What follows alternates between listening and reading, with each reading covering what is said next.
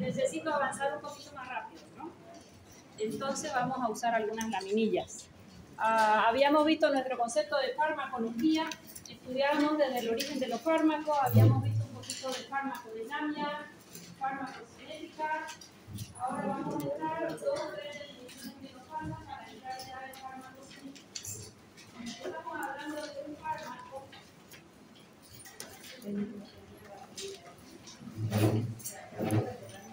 ¿Dónde lo subimos? ¿En tu canal?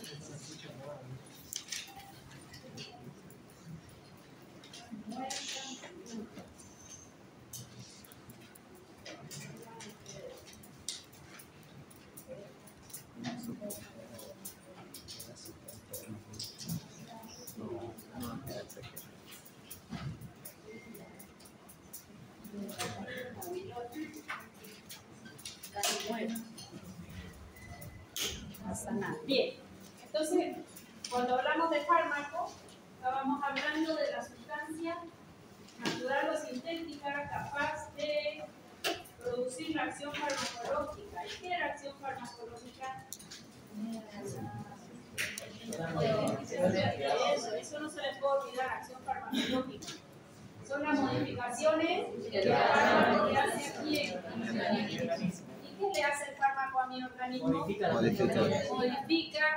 funciones que ya existen. Okay. ¿Crea funciones el fármaco? No. Solo va a modificar las que ya existen. Vamos a usar los marcadores. Vamos a modificar las que ya existen.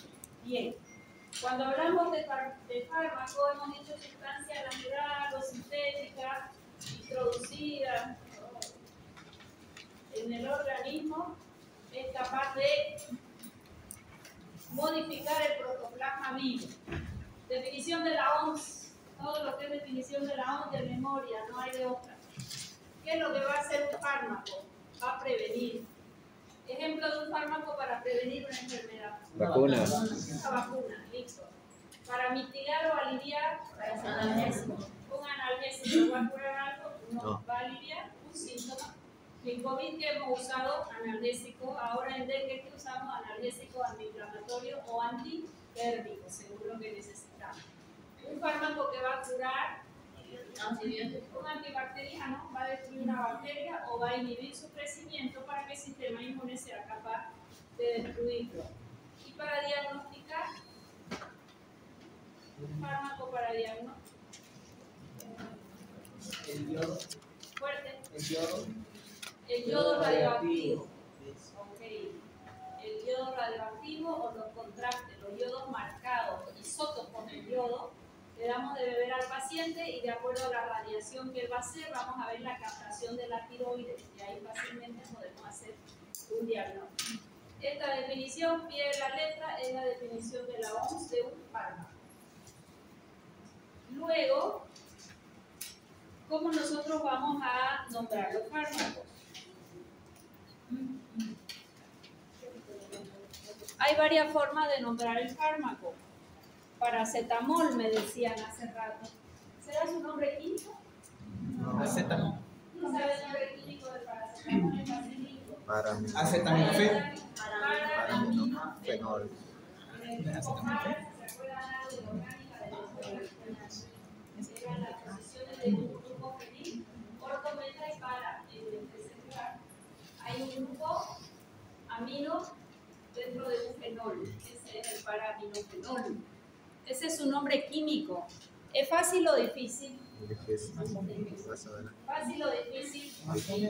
Este es un grupo fenilo, orto, meta, para. Este es un para amino. Es un grupo amino. Un grupo amino en posición para aminofenol. Nombre difícil. La meperidina es un derivado de morfina. Fíjense su nombre químico. A ver quién me lo lee. Metil 4-fenil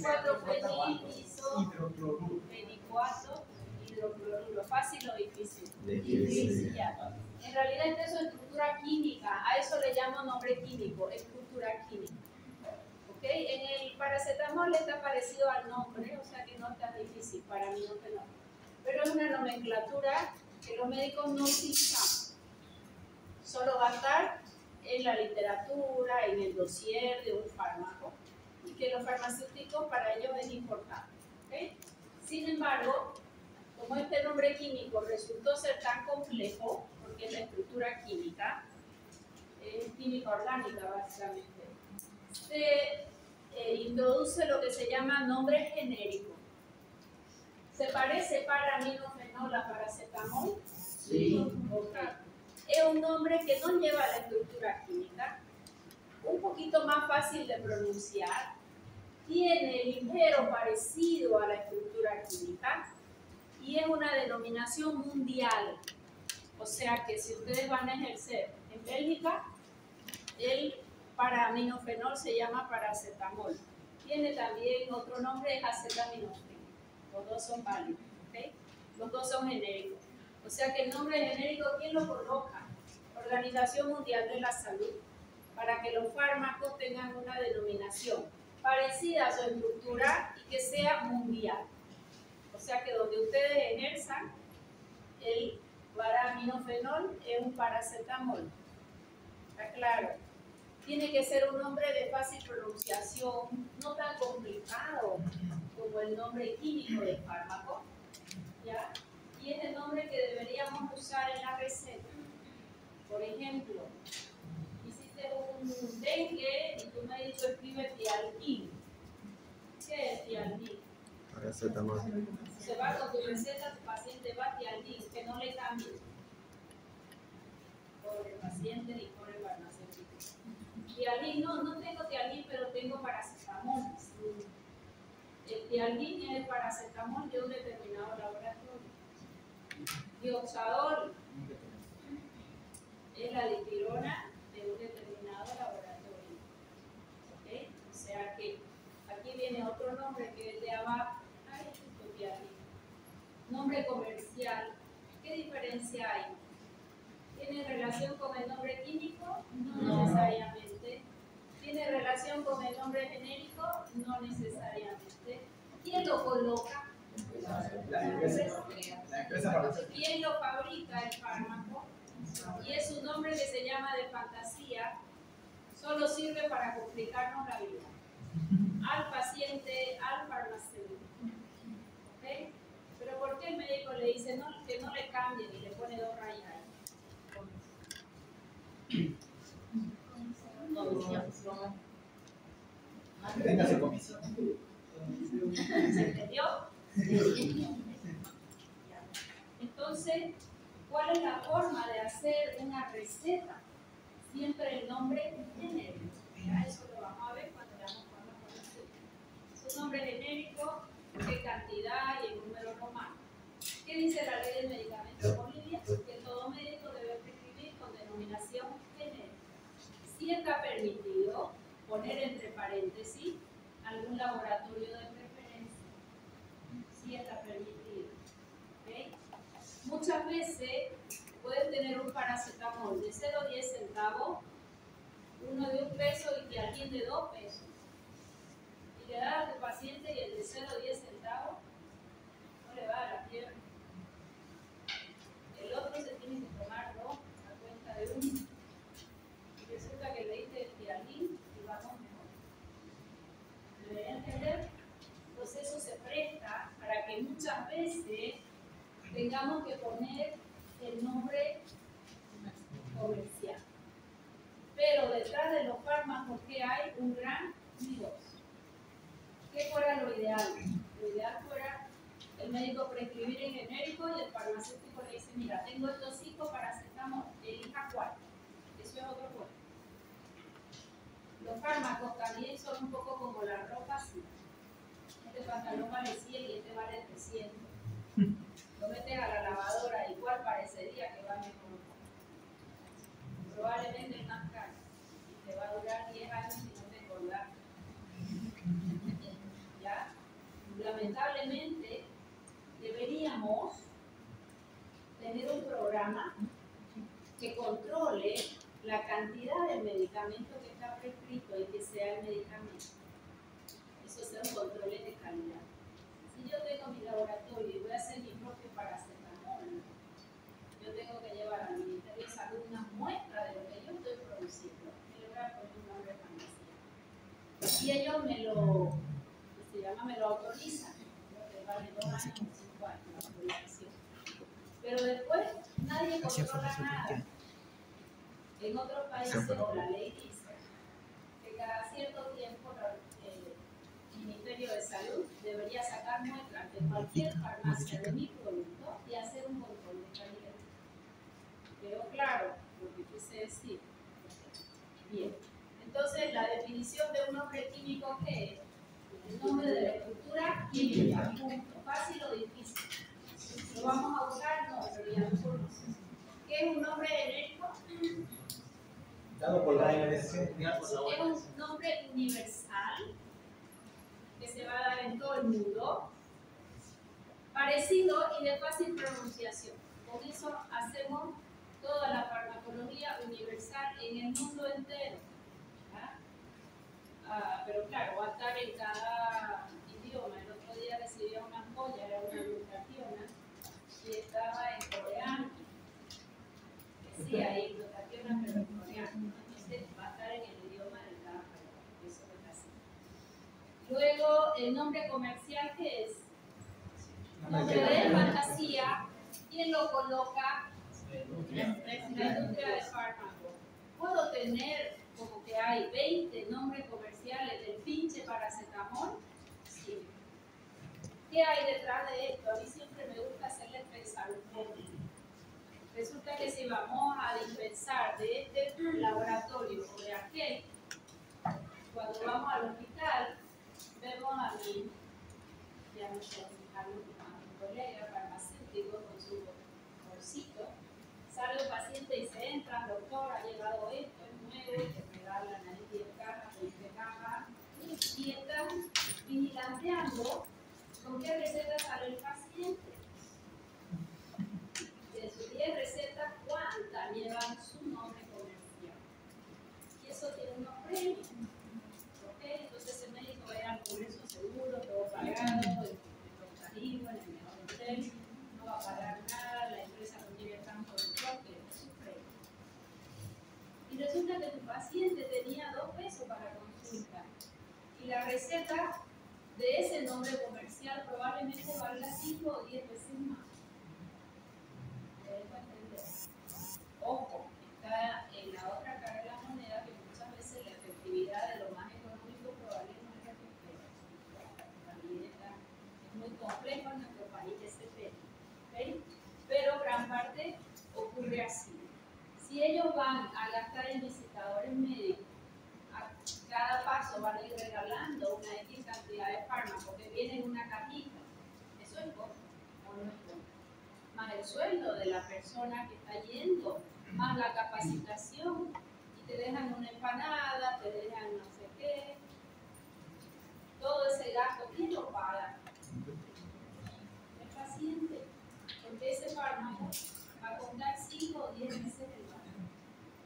¿Queda clarísimo? Bien, ya saben entonces que el nombre comercial es el nombre de fantasía. Cada laboratorio lo va a colocar y cuando coloca solo ese nombre y va a la farmacia del paciente y no hay el fármaco y le dijeron que no cambie, es un problema. El farmacéutico va a tener 20 paracetamoles y justo el que receta no hay, nadie le va a comprar. Y ese paciente va a tener que deambular hasta encontrar lo que él necesita. Bien, entonces a esas 3 denominaciones le vamos a aumentar nuestra práctica. Primera, que es de forma farmacéutica, ya habíamos visto, sólida, líquida, soluble y gaseosa. Le vamos a aumentar definiciones de fármacos. Y cada uno y cada una,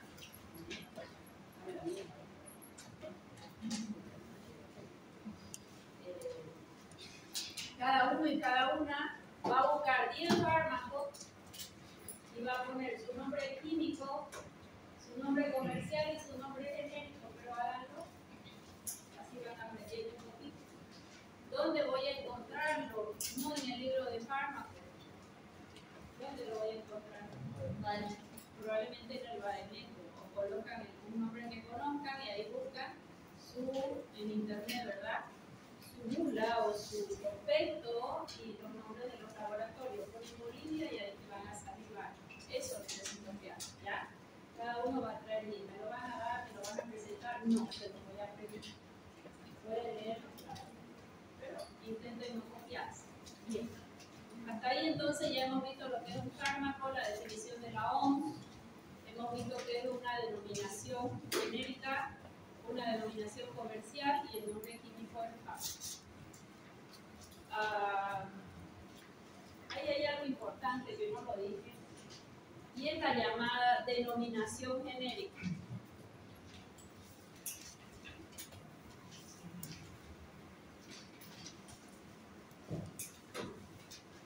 Denominación genérica es la que acabamos de ver, universal. Y aquí viene un poquito una estrategia muy compleja que intenta definir o unificar los fármacos para que todos prescribamos igual. Sin embargo, aquí está la trampita. Ministerio de Salud, cualquiera de ustedes que luego trabaje en una institución de la seguridad social, cada nacional, cada petrolera, cada bancaria, cualquiera de ellas, va a hacer licitación de su fármaco. Y cuando hace licitación de su fármaco, ¿qué se va a comprar? ¿Lo más caro o lo más económico? Lo más económico. Lo más económico. Entonces manda licitación de su paracetamol y van a llegar 20 laboratorios que aplican. ¿Cuál se va a comprar? Por ley, el más económico, porque si compran el mediano o el más caro van a tener problemas legales. ¿Bajo qué excusa? Bajo la excusa de que son fármacos genéricos.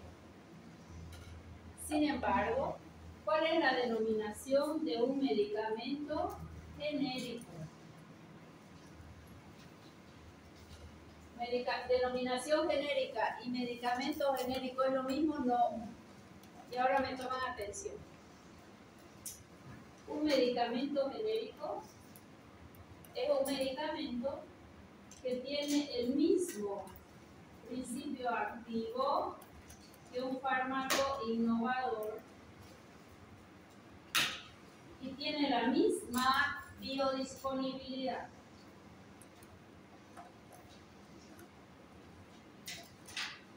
A ver, ya lo escribieron, ahora me atienden. Acá hablé de un fármaco innovador. ¿Quién sabe qué es un fármaco innovador? Primer fármaco, por ejemplo, el sildenafil. ¿Quién fue su primer laboratorio que lo creó y se ganó su patente? Pfizer, ok, con el nombre de Viagra, ok. Ese es un medicamento innovador. Cuando hay un medicamento innovador, la ley lo protege a ese laboratorio para que toda la inversión que él hizo, él la pueda rescatar.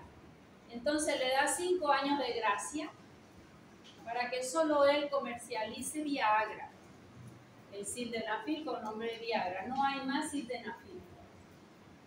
5 años, antes era 10, ahora lo van bajando a 5.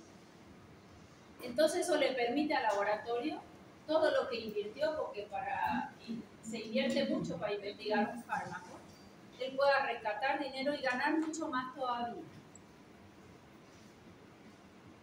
Es una protección de patente. Pasan los 5 años y aquí cada uno de nosotros puede tener un laboratorio y cada uno puede elaborar su propio sildenafil con el nombre que ustedes quieran. Por ejemplo, el laboratorio INTI se llama Pasuma, otro laboratorio no sé qué.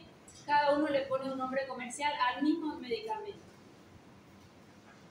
Si yo solo lo comercializo como sildenafil, decimos es denominación genérica, mas no es medicamento genérico. ¿Qué necesita para ser medicamento genérico? Necesita el mismo principio activo del innovador. ¿Y cómo lo voy a saber? Tendrían que hacerme estudios de mi fármaco para ver que tenga la misma concentración.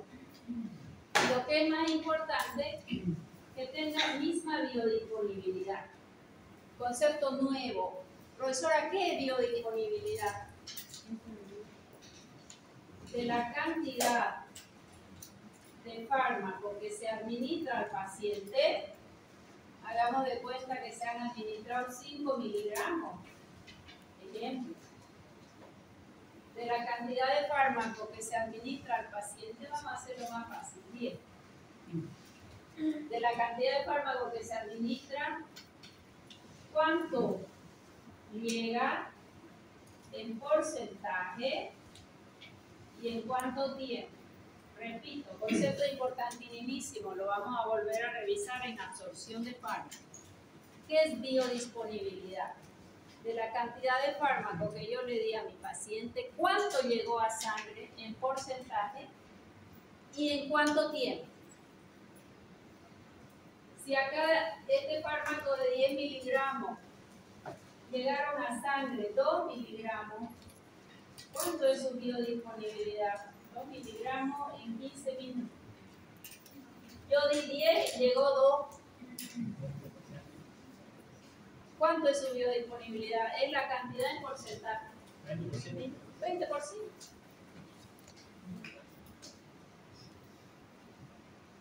¿Cómo lo puedo saber? Esta primera fila le vamos a dar Viagra. A toda la fila. Van a estar contentos los muchachos. ¿Y las mujeres para qué usan Viagra? Hipertensión pulmonar. Todos, hombres y mujeres. Necesita un estímulo sexual para que él funcione, si no, no va a funcionar. ¿Ya? Ese primer grupo le vamos a dar con el nombre de Viagra, el sildenafil, es del laboratorio Pfizer. Vamos a intentar que esta fila sea similar a cada uno de ellos en edad, en tamaño y en sexo. ¿Ya? Entonces lo vamos a parear. Y le vamos a dar el que hemos hecho en Bolivia del laboratorio INTI. Mi laboratorio, hagamos de cuenta. ¿Okay? Cuando yo voy a decir este Pasuma, que es el sildenafil de INTI, es biodisponible según el innovador. Cuando yo mida la concentración en sangre de ese grupo y sea similar a este grupo. A ellos le dimos 10 miligramos y llegaron 2 miligramos, un 20%. A este grupo le di los 10 y llegó apenas 1%. ¿Es biodisponible o no? No. Pero si llegó igual 2 miligramos y llegó a un 20%, ¿ese fármaco es biodisponible según aquel? Sí. Sí. Esos son fármacos genéricos, no denominación genérica. En Bolivia te dice el gobierno, use el genérico. Pero yo puedo hacer cualquier fármaco y ponerle el nombre genérico. ¿Qué necesita para hacer un medicamento genérico? Tener estudios de biodisponibilidad y bioequivalencia respecto al innovador. Eso cuesta dinero. ¿Ok? Pero acá todo tiene que ser denominación genérica y punto. ¿Se entendió? Es complejo el tema. Yo puedo poner talquito, y lo he presentado antes en mi buen paracetamol, y después dispensar talco y nadie me lo va a venir a controlar. ¿Es medicamento genérico? No. Puede que la denominación sea genérica. ¿Quién es medicamento genérico? Anoten que eso lo pregunto siempre. Y lo tienen que saber bien. Medicamento genérico es aquel que tiene la misma biodisponibilidad respecto al medicamento innovador. Es aquel que tiene la misma biodisponibilidad respecto al medicamento innovador. Es decir, que son bioequivalentes. Es decir, que son bioequivalentes.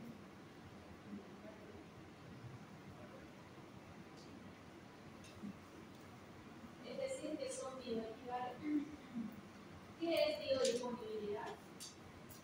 La cantidad de fármaco que entra. La cantidad de fármaco que llega, en porcentaje y en qué tiempo llega. Eso es biodisponibilidad. que como denominación de los fármacos, los prospectos, ahí dice la biodisponibilidad, también la vamos a ver. ¿Qué había sido biodisponibilidad? La cantidad en la que llegó y el tiempo. Administrado que llega a circulación sistémica y en qué tiempo. ¿Cuál es su unidad de medida? Porcentaje, punto, porcentaje. ¿Qué son fármacos bioequivalentes?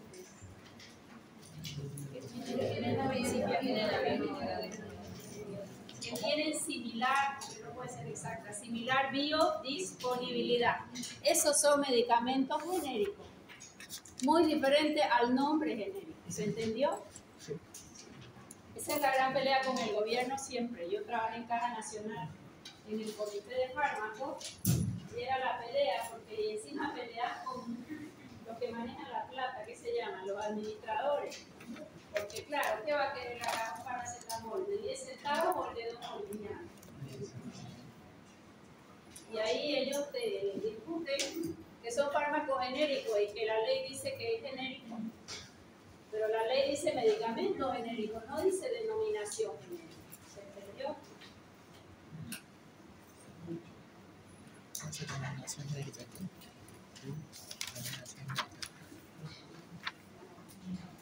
Denominación genérica. Denominación genérica. Bien, hasta ahí ya está denominación. Otra denominación importante. A mí me gusta más la palabra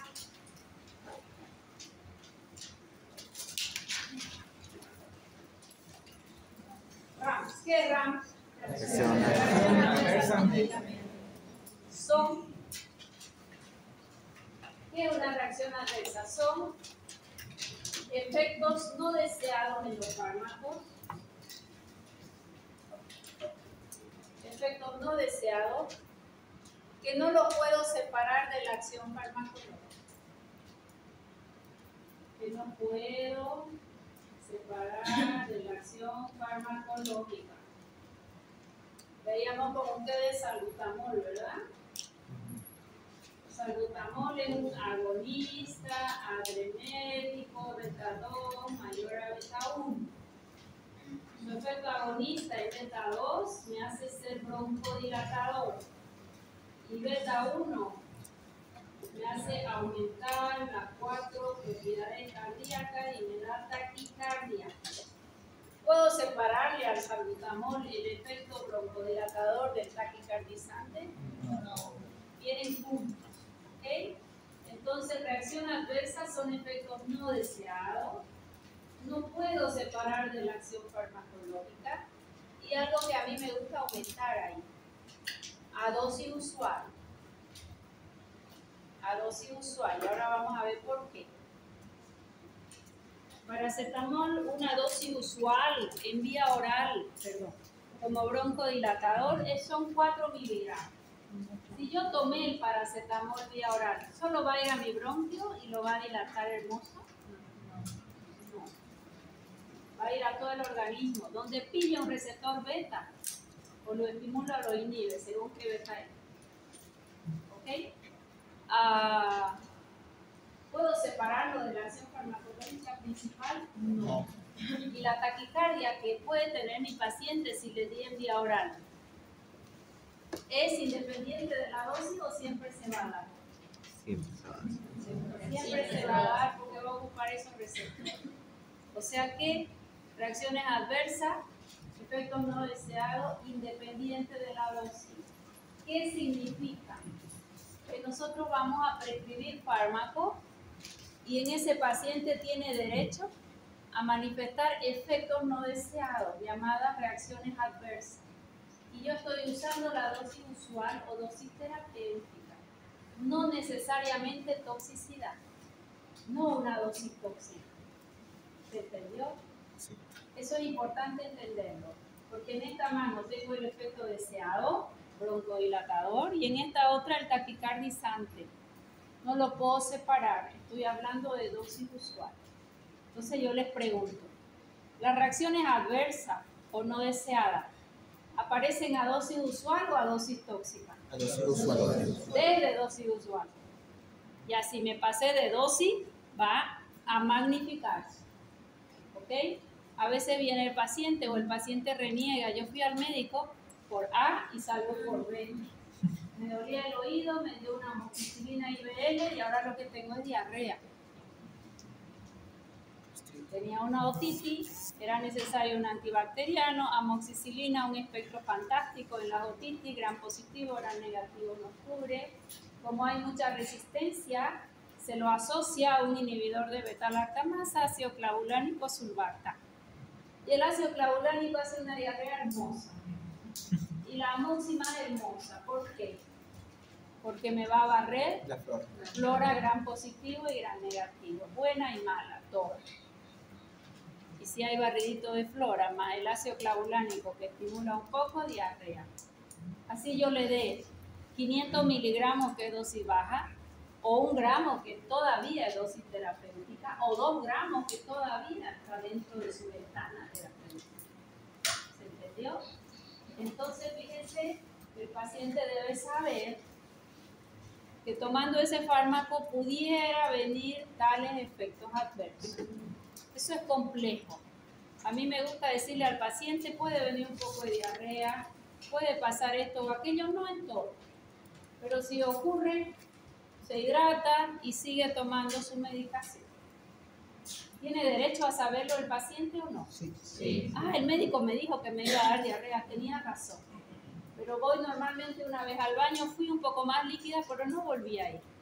Porque la diarrea generalmente es así por barrido de flora. Diferente a la de una infección que tras que toma algo el paciente vuelve muchas veces a tener deposición. ¿Ok? O sea que, ¿qué estoy diciendo?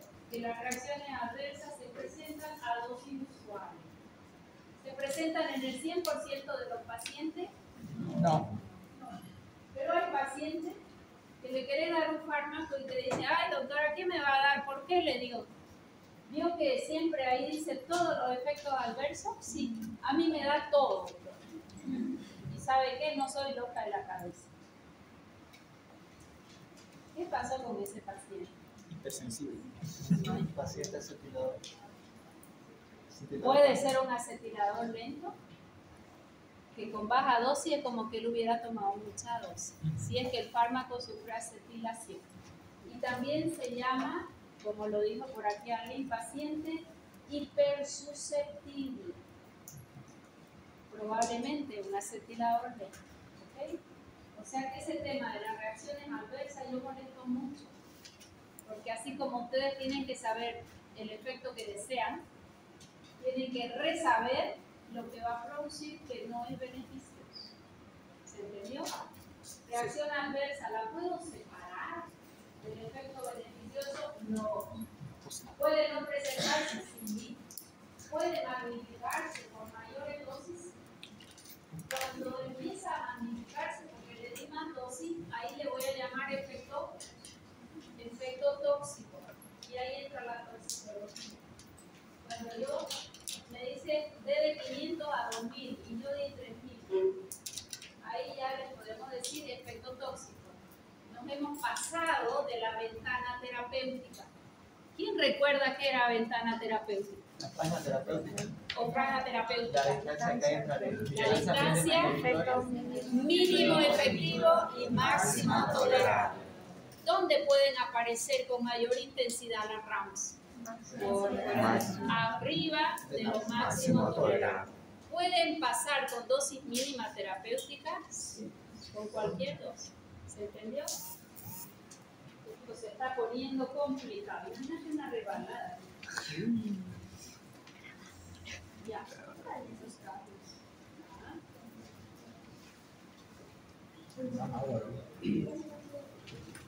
Hay que apagar el aire. Ya. Efectos secundarios son sinónimos. Eso que era. Reacciones adversas ya sabemos que es no deseado, no beneficioso para el paciente. Efecto secundario, sinónimo, y hay otro nombre. Reacción adversa. Ya. ¿Qué significa secundario? que se presenta después de administrar el fármaco. También es sinónimo de RAM. Es una reacción adversa que se da por la administración del fármaco. Si yo barrí la flora intestinal, ¿qué va a pasar? Puede haber diarrea, más no en todos los casos. Es secundario al uso del fármaco, pero estos son sinónimos. No vamos a entrar en más detalle. Le vamos a llamar RAMS y PUM, sea dependiente del mecanismo de acción o secundario al mecanismo de acción. El efecto tóxico, cuando yo di una dosis mayor a mi franja terapéutica. Esta distancia entre la dosis mínima efectiva y la dosis máxima tolerada es la franja terapéutica. Si yo me subo de acá, hablamos de toxicidad, aunque esta RAM también es un efecto no deseado tóxico. ¿Y efecto letal qué es? Ya, es la dosis que va a matar al individuo. Esa es una dosis letal. ¿Quiénes van a tener mayor? Hay un teléfono, ahí va a quedar nadando. Se me iba a decir, bueno, acción letal es la que induce a la muerte. Y ahora vamos a entrar, después de esas definiciones, a todo lo que va a ser farmacocinética.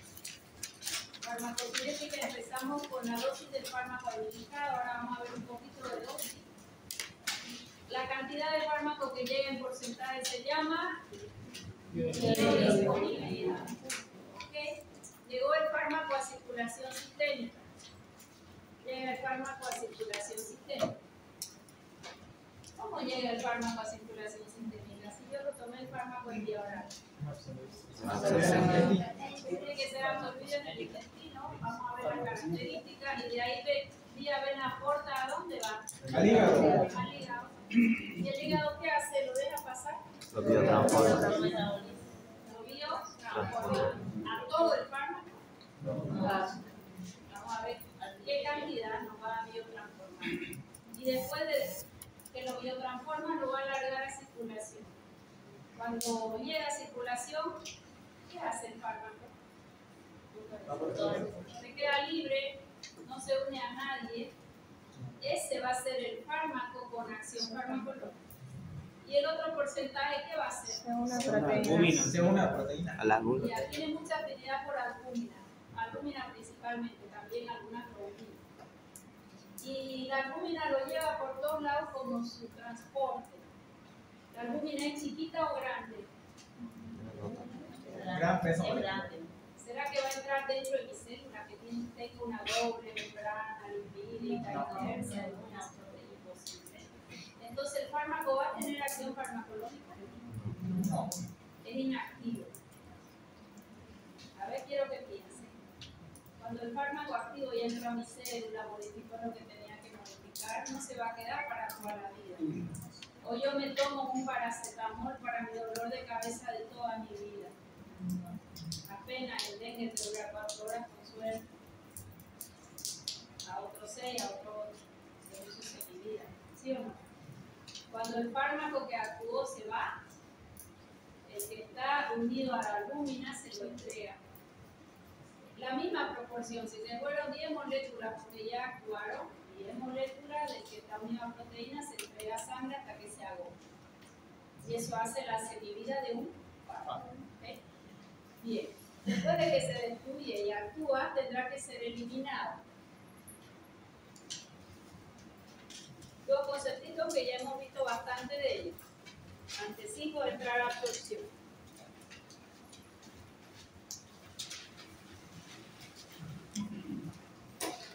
¿Qué reacción farmacológica? Las modificaciones que el fármaco hace al organismo. Sus dos sinónimos. Mecanismo de acción. Farmacodinámica. Aquí taladrado hasta el último día de su vida, ¿ya? ¿Y qué es el efecto farmacológico? El efecto es realizar, entrar en contacto con los receptores.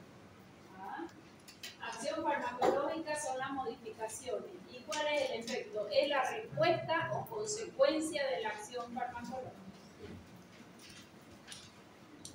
es la consecuencia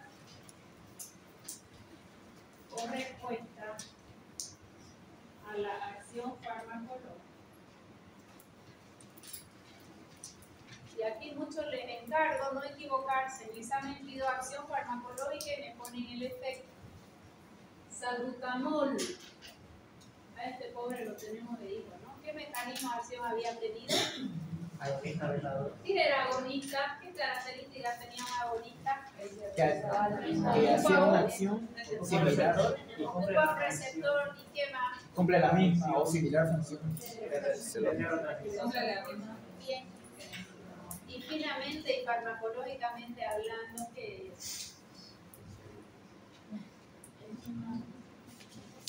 no han estudiado nada, segunda clase. Uno tiene que estudiar la clase tras que sale de aquí y agarrar su libro y hacer su apunte.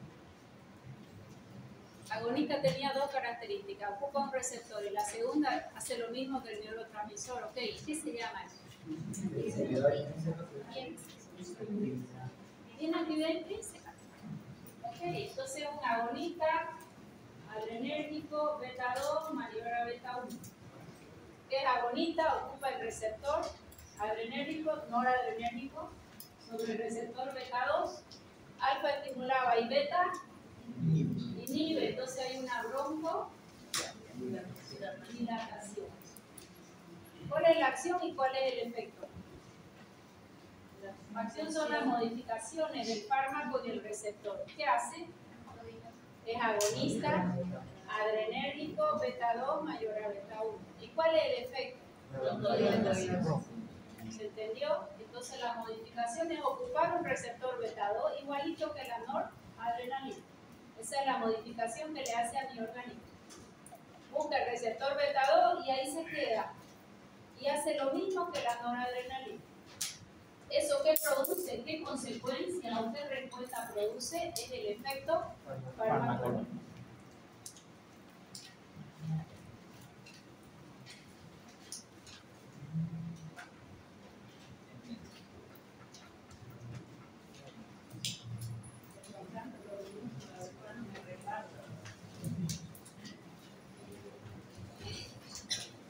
Ya. Mecanismo de acción, ahí recién hemos visto que vamos a ocupar un receptor, ¿verdad? Eso está en el libro de Flores, es cuestión de ir a buscar el libro y no sacar un papel. Lo leen y está bonito, cualquier edición. Difusión transmembrana. Esta es la membrana fosfolipídica, en todo ello. ¿Cómo es que los fármacos van a poder ingresar? Este fármaco 1 pasa a través, fíjense, de la membrana sin pedir permiso. Y en el fármaco, hagamos de cuenta que este era mi receptor beta 2 de la noradrenalina. Siempre mi noradrenalina usa el beta 2, hagamos de cuenta que es un músculo liso y bronco. ¿Qué mecanismo de acción? ¿Cómo ingresa este fármaco? Ingresa por difusión transmembrana. ¿Qué características tendrá un fármaco para difundir a través de una membrana que es rica en fosfolípidos? Bien, es el primer principio de absorción. ¿Qué fármacos pueden absorberse en vía oral? En el intestino. Fármacos que sean liposolubles. Este se caracteriza por ser liposoluble. ¿Por qué? Porque la membrana, ella es liposoluble. Bien, vamos a ver este segundo fármaco. Este segundo fármaco va a ocupar un receptor. ¿Qué es un receptor? Un receptor es una molécula proteica. El receptor puede ser de membrana, en el citoplasma o en el núcleo de la célula. En este caso, este receptor está sobre la membrana, está incrustado ahí. Este fármaco va a ocupar ese receptor y cuando él ocupa el receptor, ahí puede haber un cambio enzimático. De A puede pasar a B. Por ejemplo, un receptor de tirosina sinasa. O sea que ¿De qué forma los fármacos van a modificar mi célula? Entrando por una difusión transmembrana, cuando es muy liposoluble, ocupando un receptor transmembrana, que es el que va a ser luego, cuando es ocupado por el fármaco, ese mecanismo de acción. Puede atravesar un conducto transmembrana. Este fármaco ocupa este receptor que está en esta esquinita. Todo esto es una proteína. Cuando el fármaco ocupa este receptor, ese receptor se abre y deja pasar al fármaco, o deja pasar, por ejemplo, un sodio, o deja pasar un cloruro. Cuando el fármaco ocupa un receptor, ¿qué va a pasar? Un conducto transmembrana se abre. Son formas de actuar, ya lo vamos a ver en cada parte. Y la última, ocupa el receptor transmembrana también, porque acá todo esto es doble membrana lipídica. Y una vez ocupa el receptor, está acoplado, por ejemplo, a una proteína llamada proteína G, y ella me va a dar el mecanismo de acción. O sea que hasta aquí vemos que generalmente, no siempre, el fármaco va a usar una estructura proteica llamada receptor. ¿Dónde puede estar el receptor? Este no está transmembrana, puede ser intracelular o intranuclear. El fármaco liposoluble entró, pasó la doble membrana y recién encuentra un receptor adentro, o citoplasma o núcleo. Acá ocupó el receptor transmembrana, no entró un fármaco, pero ya modificó este receptor y él hace el mecanismo de acción. En este caso, ocupa un receptor, también esto es transmembrana, y eso hace que el receptor abra un espacio y puedan ingresar generalmente iones. Y el tercero, también el fármaco no ingresa sino solo al receptor transmembrana, ya que lo ocupa, se activa la proteína G y recién está el mecanismo de acción. ¿Se entendió? Con esto, ¿qué quiero decir? Que los fármacos generalmente ocupan receptores. ¿Qué son receptores? Son macromoléculas de origen proteico, son macromoléculas de origen proteico que pueden estar en la membrana celular, son los transmembranas, dentro del citoplasma o en el núcleo. Y cuando ellos son ocupados, recién tengo el mecanismo de acción.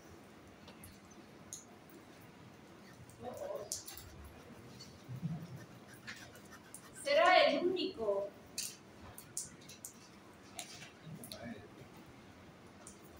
¿Han jugado carnavalista alguna vez? Eso siento yo dando esas clases. El aire. No se ve nada aquí. ¿Se ve? ¿De atrás ven algo? No. Siempre dicen.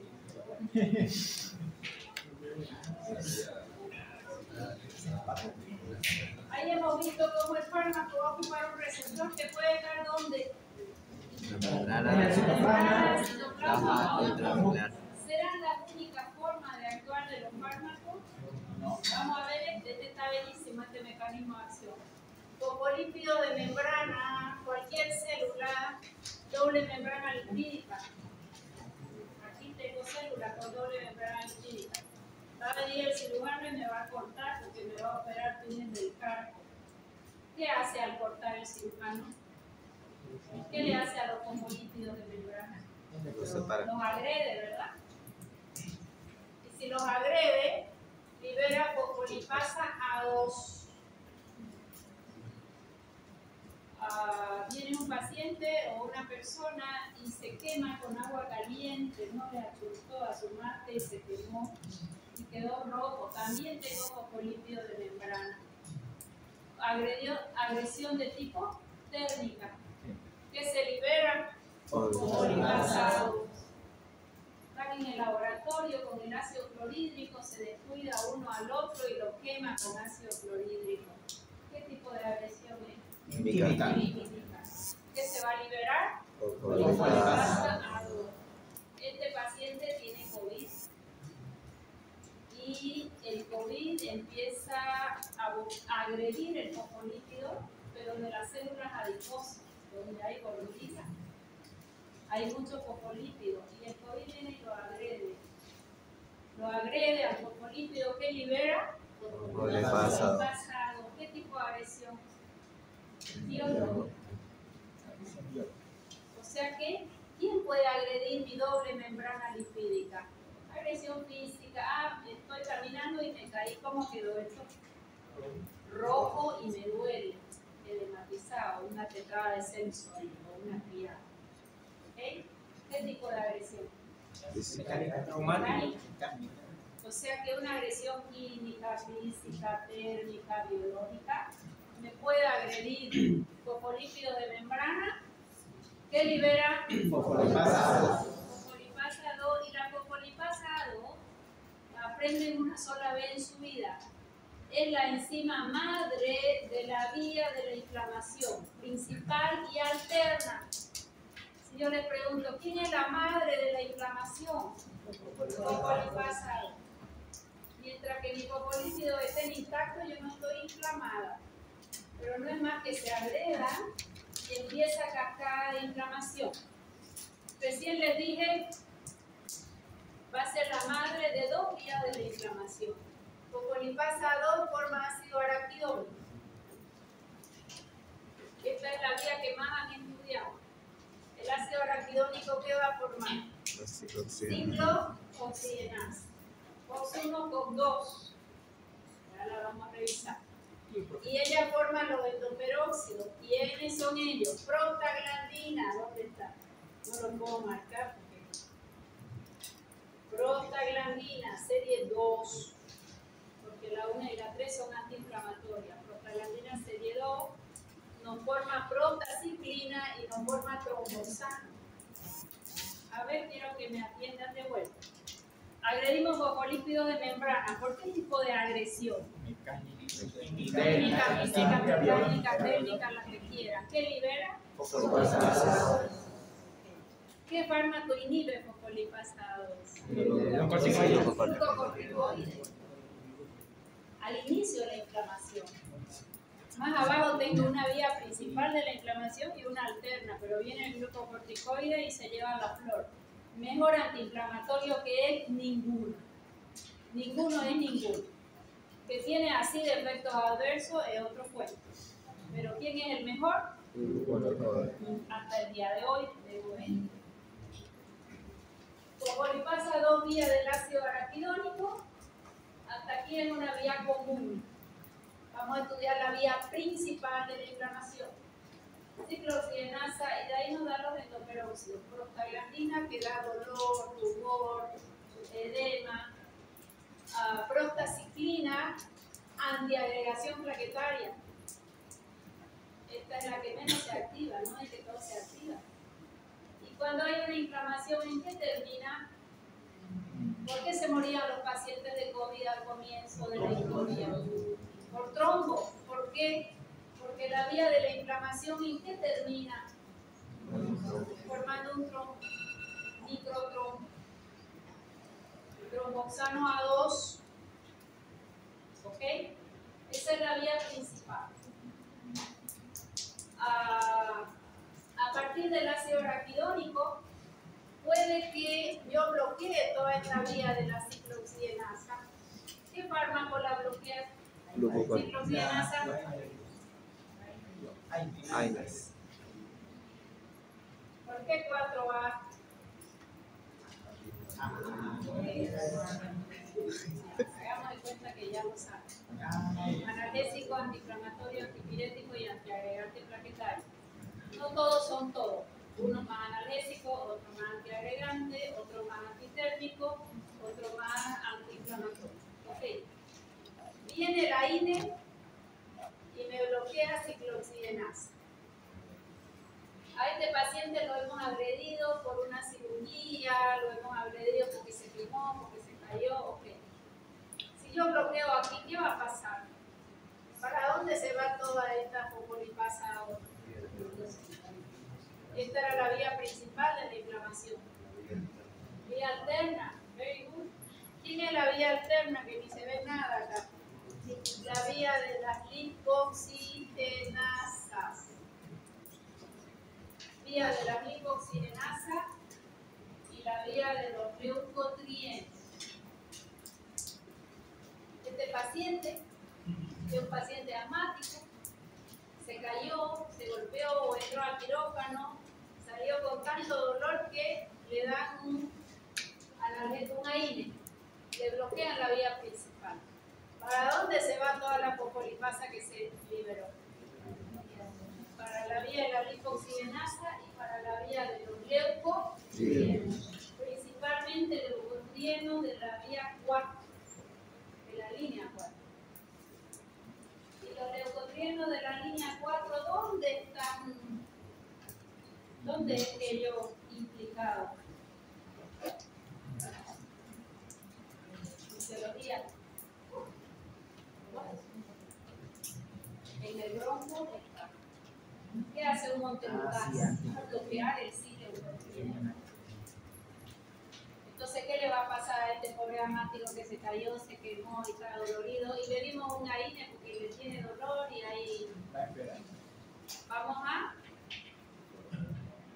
activarle los leucotrienos y probablemente haga un asma. AINE contraindicado en asmáticos, ¿sabían ustedes? ¿Qué es una contraindicación? Es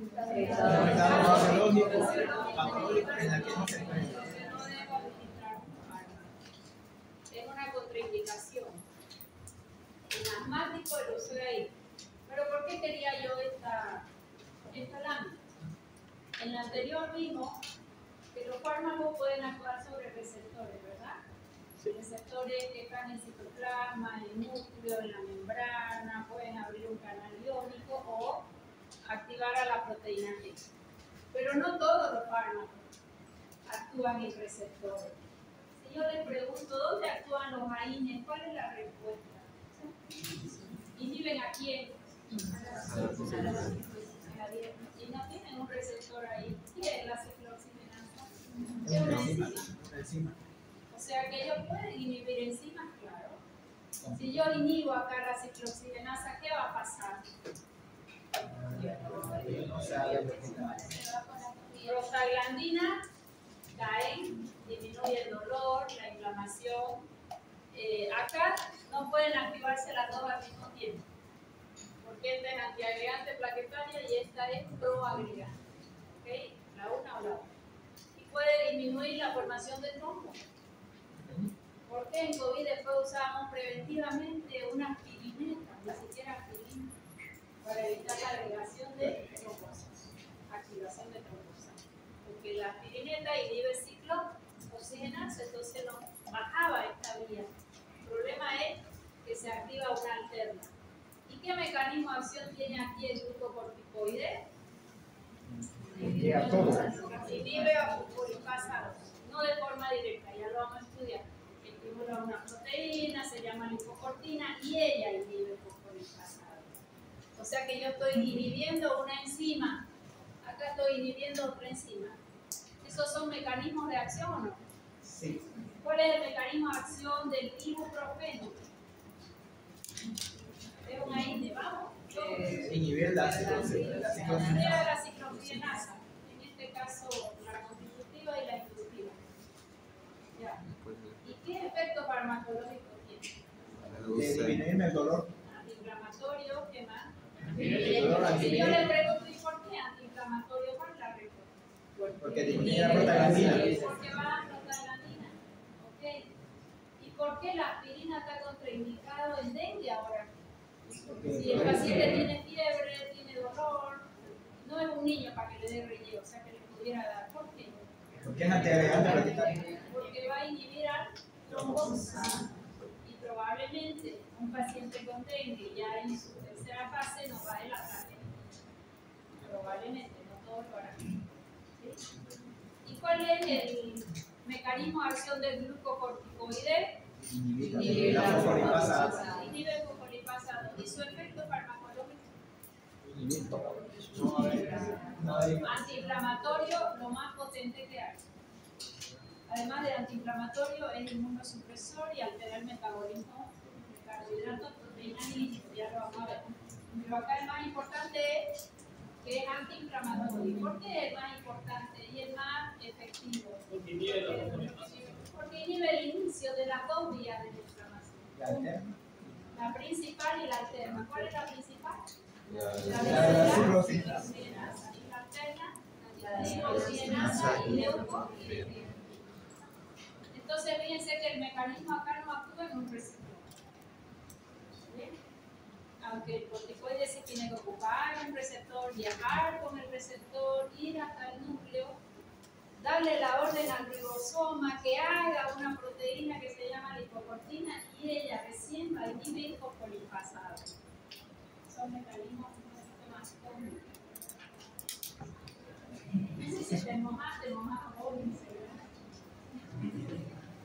ya. Hasta aquí, ¿qué quería decir? Que les quede extremadamente claro, acción y efecto farmacológico. Voy aumentando la tarea. Tienen que estudiar forma farmacéutica, tienen que traer de 10 fármacos su nombre genérico, su nombre químico y el comercial. Y ahí aumentan de ese mismo fármaco que va a ser uno, ¿verdad? Porque de ahí le saco su nombre químico, su nombre y los 10 comerciales. Pero me van a buscar el genérico. En farmacología, en los libros está el genérico, siempre. El otro puede estar, según el libro, ¿ya? Y de ahí me van a buscar a ver qué pillan, pero pensando. Busquen acción y efecto farmacológico. Mecanismo de acción y el efecto. Aunque no lo entiendan. Mejor si dice ahí que inhibe, no sé, a la lipocortina, van a buscar que es lipocortificante. ¿Quién levantó la mano de aparición?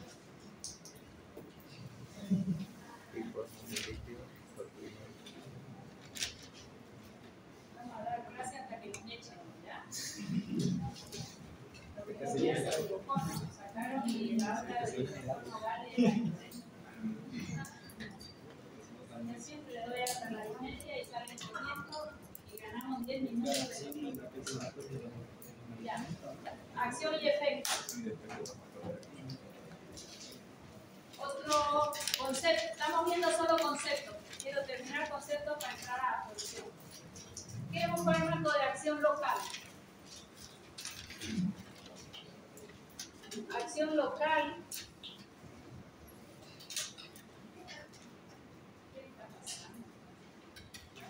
¿Qué va a ser un fármaco de acción local? ¿Vieron ustedes cuando se tomaron unos traguitos de mar y tienen una acidez fulminante? Van a la farmacia y llevan un antiácido y te dan esa así en un comprimido en forma de tableta, pega chapadita, chúpela y dice ya va a ver cómo se va a sentir de bien. ¿Qué te tiene? Pero el carbonato es en polvo. Esto fue una cápsula grande para chupar. Ese sí tiene forma de tableta, porque era exaltado, pero un comprimido chango. Bonagel, todos los antiácidos. Normalmente la gente grande toma que le da acidez, que se pone con los panes chillanos y lo empiezan a chupar hasta que se acaba. Y lo tragan, ¿no? Conforme va chupando, lo va tragando y sentí que te alivia. Hago así porque es por alivio. El libro dice que no se absorbe, pero la mayoría de los intestinos hiperpermeables lo absorben. Se viene para aquí arriba del todo, porque la dice que se hace. Con los niños, fatal. Yo lo he tomado por boca, lo he chupado y lo he tragado. ¿Dónde va a ir a actuar ese fármaco? ¿Ah? Teóricamente, en la luz intestinal se va a ir luego. aunque yo lo haya emitido. ¿Okay? ¿Qué es una acción local?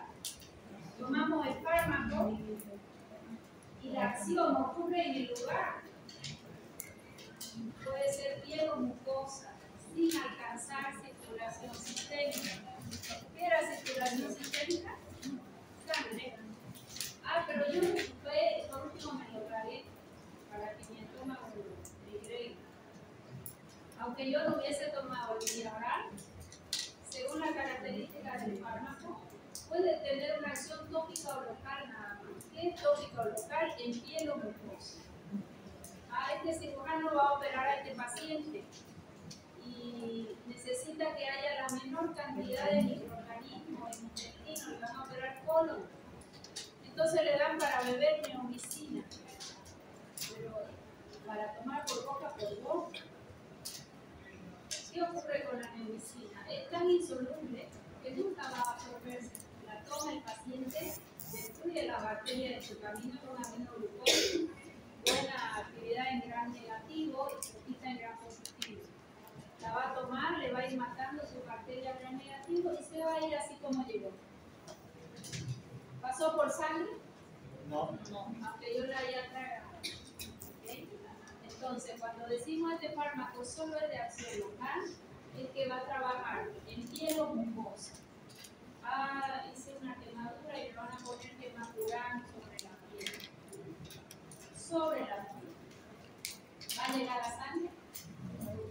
No, es una acción tópica o local. He tomado un antiácido que es insoluble o una neomicina, ¿va a llegar a sangre? Entonces, ¿dónde va a actuar el fármaco? En el lugar de administración. ¿Se entendió? Entonces, la acción puede ser tópica o local. Normalmente decimos tópica cuando es en mucosa y local cuando es en piel. Pero eso sí no. Tópica cuando es sobre la mucosa y local cuando es en piel. ¿Y qué es un fármaco con acción sistémica? Atraviesa semilla. Atraviesa membrana y llega a circulación sistémica. Por vía oral, ¿el fármaco puede tener acción sistémica? Sí. Por piel, solo los que son muy listos. Tuvimos un paciente que era agrónomo en la terapia, cuando yo trabajaba en la terapia, que se intoxicó con un órgano corporado. Son los órganos corporados insecticidas. ¿Okay? Y él iba a su propiedad, el ingeniero agrónomo, salido de esta universidad, y él llevó su carne con esa lata de arroz de ángel, ya hace varios años. Y cuando tenía una habitación donde él dormía y ahí guardó su agroquímico. Entonces, cuando lo han descargado de su camioneta, se ve que hubo un golpe en alguno y se hizo un huequito pequeño. Él se durmió y por ese huequito pequeño fue saliendo el órgano corporado hasta que llegó a su piel y él dormía. Llega a piel y se absorbe por la piel. Hizo una intoxicación por órgano corporado terrible. Lo han traído en la avioneta y se salvó de mucho peso y trajeron el reactivador de una clavidoxima. En esa época no teníamos esos fármacos acá. Un reactivador de la acetilcolinesterasa, una clavidoxima de Chile. Honestamente, eso ayudó mucho y llegó hasta respirador. Pero, ¿qué quiero decir con esto? Que algo que es muy liposoluble, por piel puede ingresarse. Y él colocó en piel, digamos, por un accidente. Su acción es tópica local o es sistémica. Sistémica. Acción indirecta o remota. Este es interesante, son pocos fármacos de acción indirecta. El fármaco se coloca, llega a un órgano y el efecto es en otro. ¿Quién ha comido aquí alguna vez muy picante? Porque siempre comes ají, no lo hace normal tan picante, pero esta vez lo hizo tu tía que no te quería mucho, parece. Y dice la pastilla, creo que se me fue la mano. No, dice, yo siempre como picante. Me han echado al adulto un poco a picante. ¿Qué les pasó cuando están muy picantes?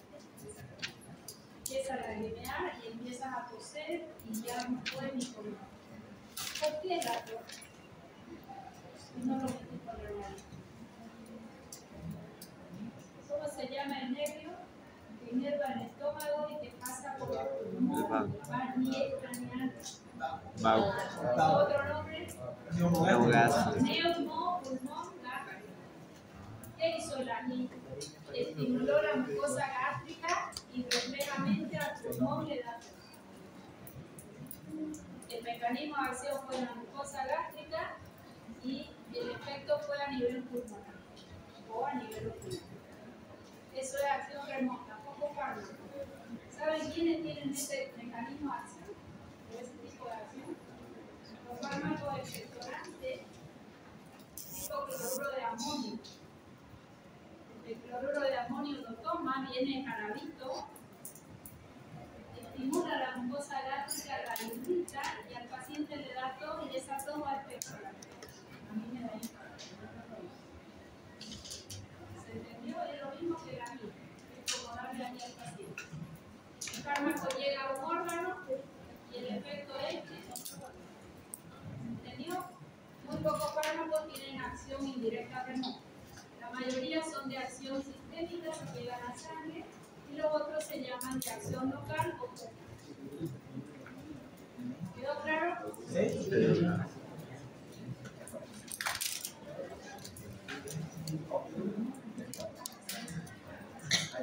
Agonista, antagonista. Eso solo un repasito, ya estamos acabando. Por eso me gusta usar a veces esto, para que no hable de más. A ver, escúchenme, ¿quiénes no están inscritos de los presentes? No están inscritos. Para que el vecino ya creo que está haciendo ahí. ¿Y ya terminaron la inscripción? Todavía. Este viernes, doctora. Escúchenme con atención. Mañana martes,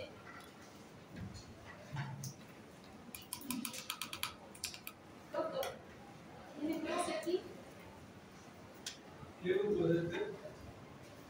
Perdón, ahorita le doy ya, regáleme 2 minutos.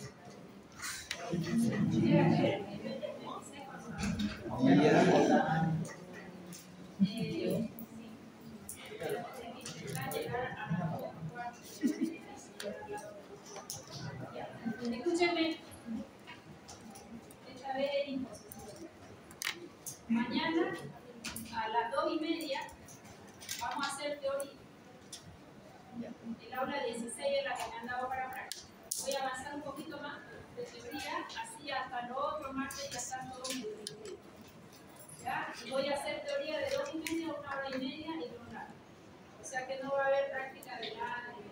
Y el día jueves, ¿no? Sí. Ya, voy a hacer eso porque hay una marcha en apoyo a nuestro vicerrector. Y el vicerrector es médico. ¿Qué nos toca hacer? Ir a apoyarlo, ¿no? La audiencia el jueves a la mañana. O sea que lo más probable es que tengamos que salir marchando toda la facultad en todo. Entonces la clase del jueves se la voy a hacer mañana 2:30 para no atrasar.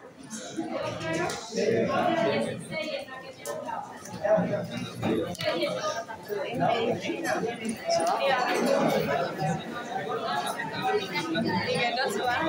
No, se la había oído.